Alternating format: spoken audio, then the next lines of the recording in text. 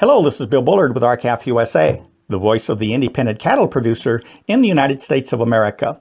Well, this week we learned through the National Cattlemen's Beef Association, and I presume your beef checkoff dollars, that beef demand has increased over the past 6 years, increasing 15% from 2012 to 2018. So we believe that if beef demand is increasing, as everyone would, we should see higher cattle prices.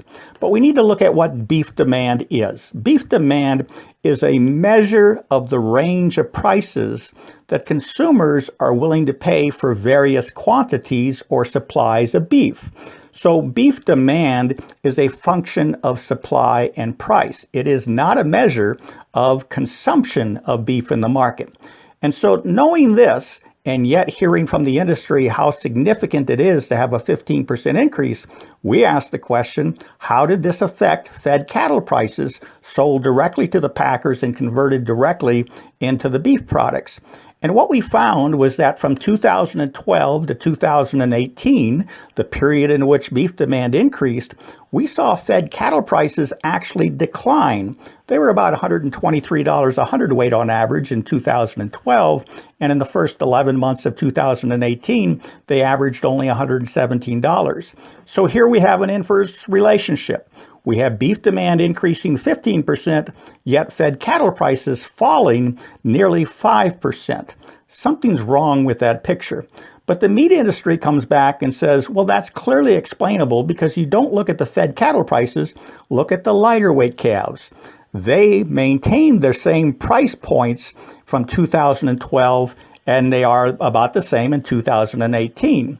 And they said, now we are selling more calves for the same price, which is an overall benefit for the industry.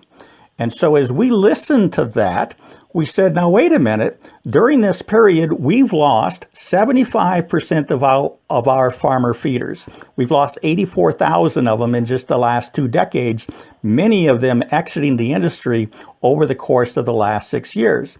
So why would we be losing feedlots, losing marketing outlets for our lighter weight calves at the same time that beef demand has been increasing? And the meat lobby comes back and says, well, it's because we are gaining efficiency, because all of those pesky 84,000 feedlots that have closed weren't as efficient as those who have remained, and those who have remained are larger and feeding more cattle, and that for the United States cattle industry is progress.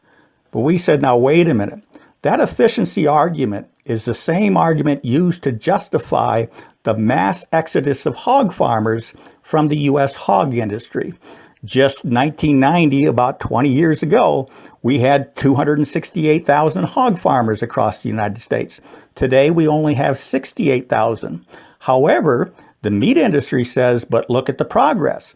We've actually increased the inventory of hogs, and we have increased the average herd size in the United States, and that is progress.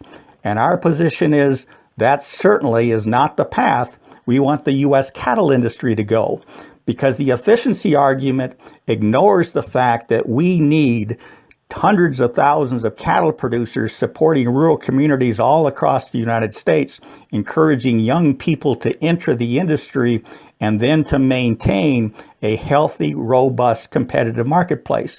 They don't have that anymore under the more efficient hog industry.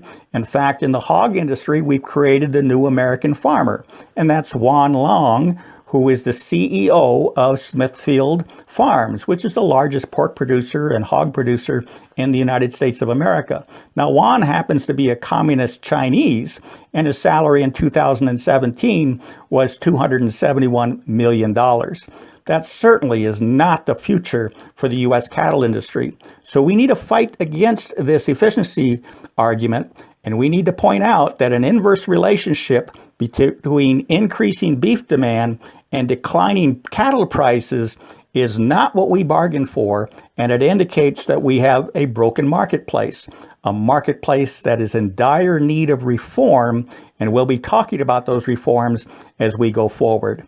With that, we hope you have a productive week. Thank you and goodbye.